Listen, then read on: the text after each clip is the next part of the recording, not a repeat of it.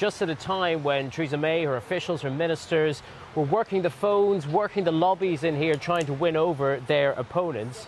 You know, it honestly feels like John Bercow crept into Downing Street's kitchen, found where they were cooking up a fudge and threw a red hot chili pepper into the pot. And you could see the shock writ large on many of the actors' faces in all of this drama here. Campaigners on both sides too equally shocked, both Remainers and the hardest of Brexiteers, though curiously also excited because both sides seem to think that it could advance their own causes of either staying in or crashing out without a deal altogether. And it's certainly not the first time that John Bercow has made a decisive intervention into this whole Brexit process. He is, of course, as Speaker, supposed to be neutral, but there are plenty on the Brexit side of the debate who think that he's working for the other side. And equally, too, I think many on the Remain side who would acknowledge that there's plenty of evidence to support that theory. So where does that leave the government now? What can they do now to move forward with this? Well, there's going to be a cabinet meeting today at which they'll discuss that. I'm sure many of them will have been scouring parliamentary history books looking for precedent like John Bercow did.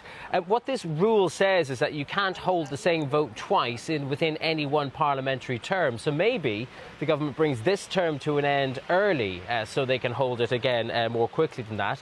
There's also an option that they could hold a vote about having another vote or perhaps even more votes to get the deal over the line. But what I think will be the most compelling option will be to actually put something new to a vote. I think Theresa May would like to do that anyway, but she has to get the EU to give her something new. So she'll go to Brussels this week or towards the end of this week with, I suppose, a new request and a new mandate and a new urgency to get something new from them, something that will satisfy those people who are still holding out on her deal and also, of course, satisfy the Speaker that they're putting something new to Parliament.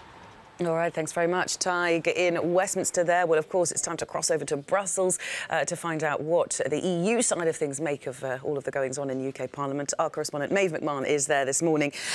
Maeve, what response or what does the EU side of things look at this and make of it? Do they look at John Bercow's intervention last night and think, well, that's it, Theresa May's deal is dead?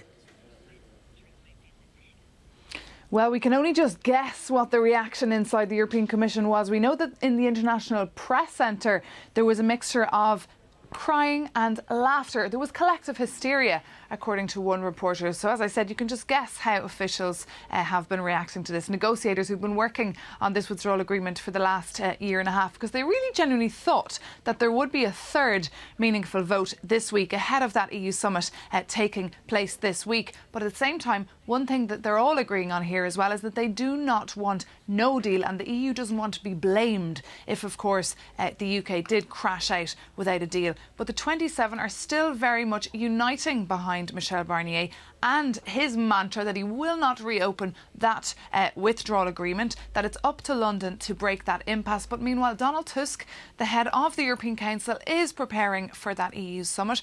Last week, he suggested that if the UK did want an extension, it would have to be a long one, and that's an idea he's floating now with various heads of state and government. Just yesterday he met Emmanuel Macron in France.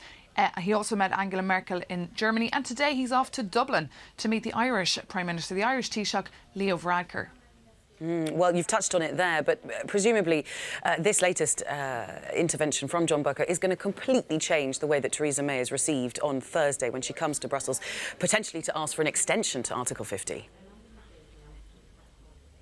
Absolutely. Theresa May herself will have an opportunity to sit down face to face with all the heads of state and government and with negotiators from the European Commission. It will be the first time that the heads of state will actually meet in that format to discuss a potential extension, if that is, of course, what she wants. All eyes will be on her around that dinner table to ask her what exactly she wants, what kind of Brexit she wants. If, of course, she was to change her red lines and look for a softer Brexit, which would see the UK staying in the single market, staying in the customs union, it's likely they would start ripping up and changing immediately parts of that withdrawal agreement. But as you know yourself, that is highly unlikely. So really, the EU still very much in wait and see mode, waiting for this summit to see exactly what Theresa May will come up with, but at the same time preparing for a no-deal scenario, because of course it's just 10 days to that much discussed 29th of March, the Brexit day.